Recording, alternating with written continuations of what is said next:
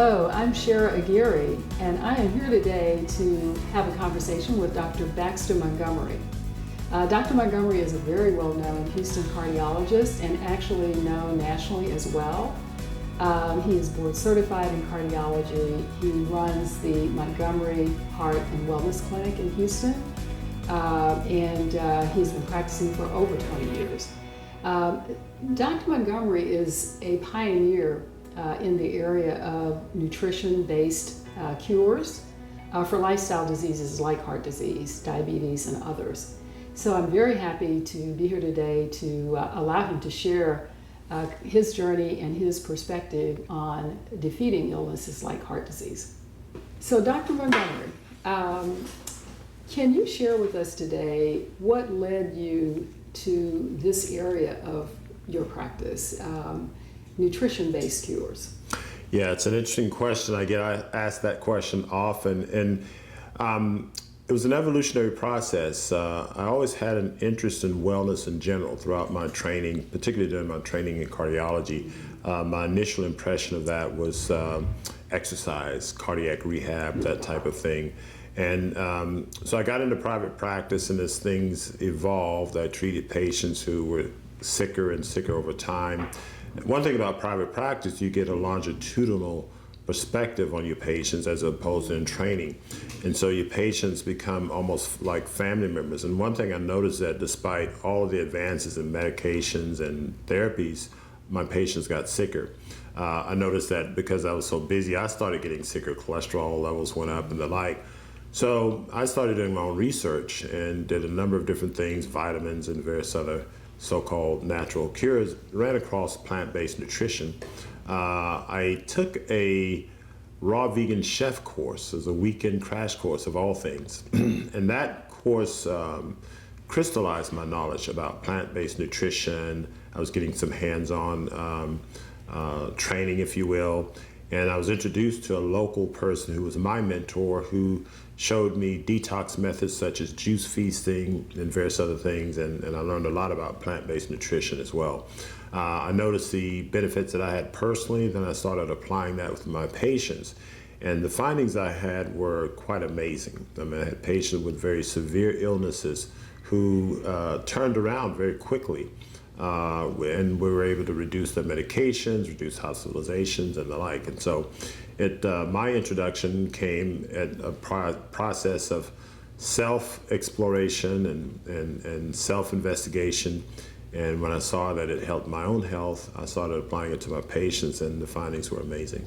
Can you share some of the results, just in layman's terms, that you've achieved and seen with your patients? So, for instance, I recall one patient. She was a lady in her mid to late 60s. She had diabetes, and she had already had 4-vessel bypass surgery a number of years prior to seeing me, had 2 stents since that time as well. She was on about 21, 22 medications. When I saw her for the first time in my clinic here, she was in a wheelchair, was on oxygen. She'd had a history of knee surgery on one of her knees. She wasn't able to walk due to that, and arthritis and the like. And so her husband wheeled her into the exam room, and she had her head slumped to the side and wasn't feeling well that day. And I looked at a medication list and I talked to them and just thought to myself, well, am I going to add medication 23 or 24? So I started applying plant-based nutrition to a number of patients and worked out a routine. And so I asked them, do you have a juicer? And the husband said, yeah, we do have a juicer. And they were back from the generations of, I think, Jack LaLanne, who, popularized juicing back in the day. Right. So I guess they had a juice on the shelf that they weren't using. So anyway, I wrote down some juicing recipes. It's okay, for the next 10 days, take her home and just put her on raw juice, nothing to eat. And so she came back, had to reduce her insulin and other medications, but she was walking, talking, no oxygen, and feeling good.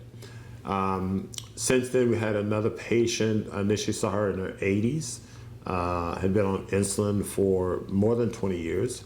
We put on our detox program, again, wrote recipes and things, and we were able to get her off the insulin in 2 to 3 days. She was able to, walk, and she lost lots of weight. We reduced the medications, and again, lots of energy, and these are patients who are advanced in their age.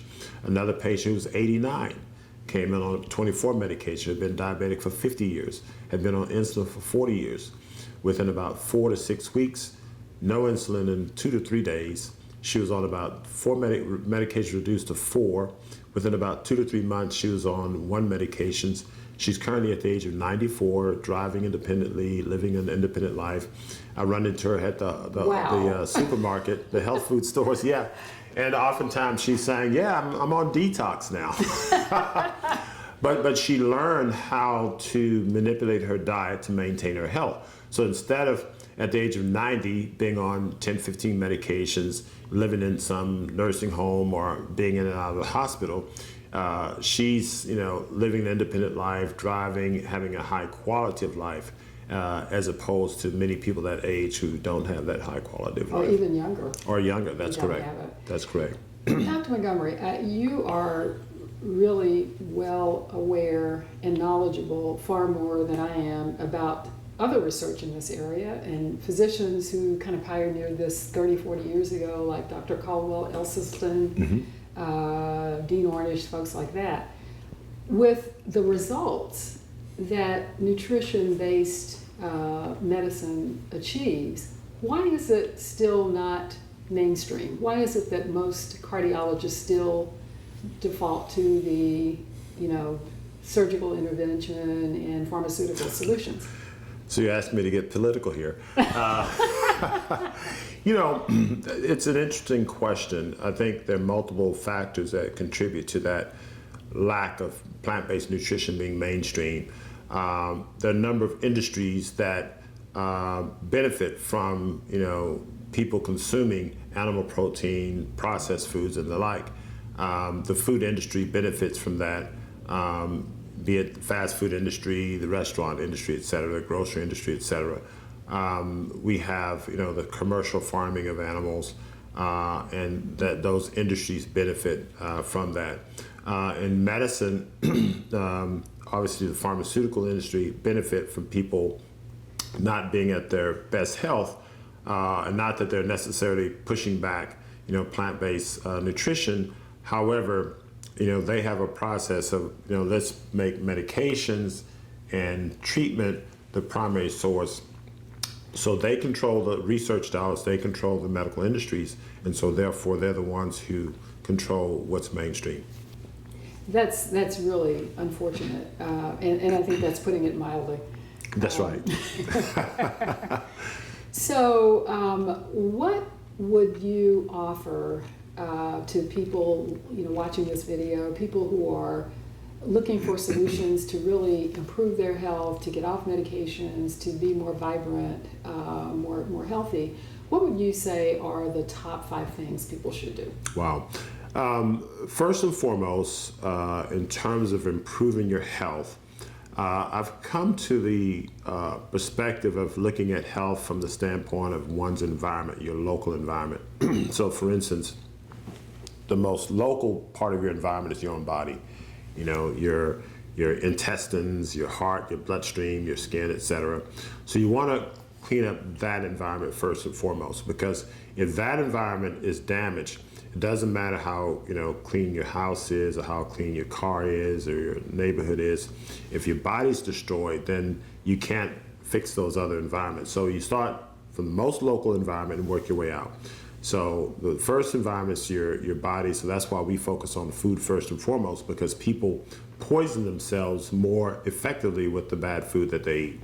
So that plus the fact that many foods are addictive. So first thing one has to do is take stock in what they're putting in their system. We eat subconsciously. We'll go to a party and whatever they have, we'll put it in our mouths. We go to a friend's house and whatever they're serving, we put it in our mouths. And so there's no conscious effort to say, what is this and what am I putting in my mouth? And so we have to be conscious of what we're putting in our local environment. So that starts with the food we're eating, number one, what we're putting on our skin and our hair and various things like that. So that's another way of harming ourselves. Obviously things like smoking, so what we're inhaling, things like that. So things that we're ingesting: food, water, other forms of ingestible physical food and nourishment.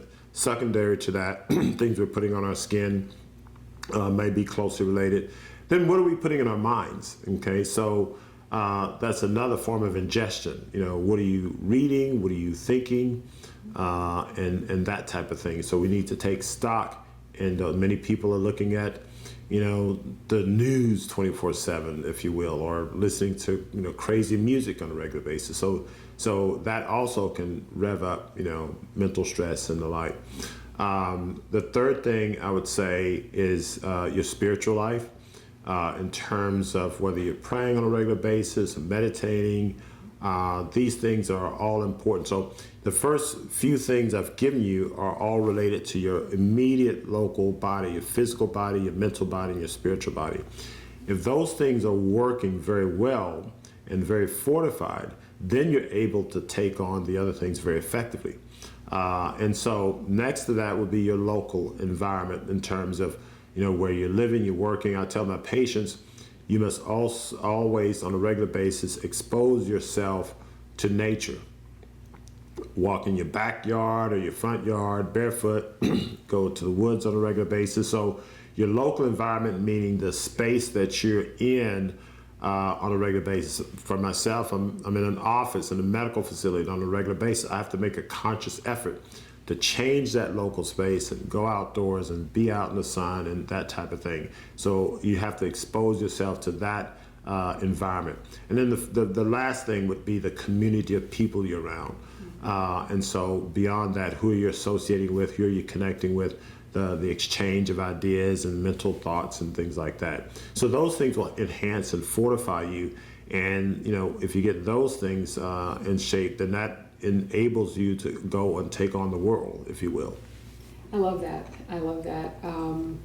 For people who are interested in looking at plant-based nutrition, other changes in lifestyle, but don't quite know where to get the support, people say outside of the city of Houston, where we are, having this conversation now, how do they find caregivers, physicians that are like-minded and would take this approach? Is there a registry? Is there? Yeah, Plantrition has and I think it's plantritionproject.org, or just Google Plantrition. And How their do you spell website. That for Yeah, I'm just write it down. Plant and Nutrition, TRICIA. Okay. But they have a website in which they have plant-based doctors who are nationwide. I think PCRM has physicians they know, Physicians Committee for Responsible Medicine. But you can simply Google plant-based physicians in, wherever, Kalamazoo, Nebraska. Right. And someone may come up. And that's how people find me here in Houston. They Google, plant-based physician or plant-based cardiologist. And so that's, this being the information world, I think you can really find people that way pretty easily. That's really great information and great advice, and sounds like some resources that people, no matter where you live, virtually, you could probably find some resource to help you. That's right. On that journey. I'd like to close with, of course, you're a cardiologist and your focus is on heart health and reversing, heart conditions. But eating a plant-strong diet, vegan diet of whole, fresh, plants, fruits, vegetables, nuts, etc., really is the foundation for reversing other related diseases. Can you speak to that just a moment? Yeah, and so in my book I describe a different paradigm of how we look at diseases. So in our medical training, we look at disease states, we apply labels. So if you look at a disease state, it's really it's a physiological process that has gone wrong, or a biochemical process that's gone wrong. And so pathology, if you will, is the study of these processes that have gone wrong. So if I have a situation where the body doesn't, metabolize blood sugar adequately, then we'll label it diabetes. If I have a process where the arteries are inflamed and plaque is building up, we'll call that atherosclerosis. It's a fancy term, but it's describing an underlying biochemical physiological process. So then if we go below the labels, we say, okay, what's this process that's going on? Why is this biochemistry, these biochemical reactions, if you will, not going right? Why the physiological process is not right? Well, it has to do with the chemicals that are being introduced into the system. So for instance, if I put the wrong molecules in my body that requires, say, molecule A, but I give it molecule Z, then molecule Z doesn't work well for that biochemical reaction, but the body will try to use it and adapt it, and so you get an abnormal biochemical reaction, which then leads to maybe an abnormal hormone, or not enough of a hormone, or abnormal protein or enzyme, or not enough, or whatever the case may be. So when this process or these processes occur over and over, then we have what's called a clinical syndrome, which means that things that happen at the cellular level, tissue level, we don't feel it. But they happen enough, then we start to feel it, and we get signs and symptoms, and you go see someone like me as a doctor and say, oh, this sign and this symptom is called X, because we label it as X, but we don't look at the biochemical process that's causing it.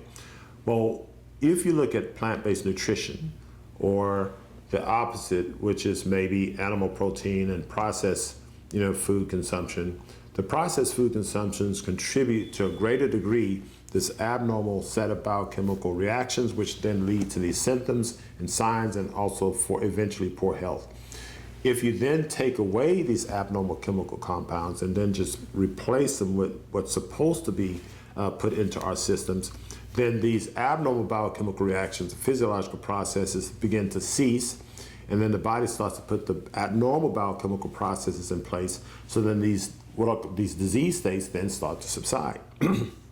What we do in medicine is that we will, instead of treating it at the root cause, we look here and then we treat at the symptoms. So for an analogy, if you had a baby that's in the next room and they're crying, and the baby's crying because it's hungry, but the baby's making noise. So instead of feeding the baby, which is the root cause of the noise, you just go and muffle the baby, muffle the cry. But you hadn't solved the problem, you just got rid of the noise. And so what we're doing in medicine in most cases is that we're treating the alarm system for the pathology that's below. So plant-based nutrition treats these illnesses at the root cause because they simply provide the right biochemical substrates, if you will, the right chemicals that the body needs to maintain itself. That's fascinating, and it's interesting that you mentioned in your 5 things that are really important a spiritual aspect, because I find that the process that you just described, where if we rely on kind of a natural diet, whole foods, things that come from the earth, things that are really produced for us, then we do pretty well. That's right. And when we lose that connection with nature and with the cycle of life, we don't do so well. That's right. So I find it interesting, and I think very important that you included that aspect. That's correct, yeah. Well, thank you so much. And thanks for having me. I also wanted to talk a little bit about your book. I've had this book for a long time because you helped me to basically eliminate my symptoms of hypertension and the beginnings of some more serious heart issues. So I'm really grateful, and so I brought this with me. And I don't know if I got you to autograph it at the time, but I'll ask you to do that today. But I want everybody to see The Food Prescription for Better Health by Dr. Dr Montgomery. And thank you so much. Thanks for having me. Thank you for taking the time. I know how busy you are. No problem. My pleasure.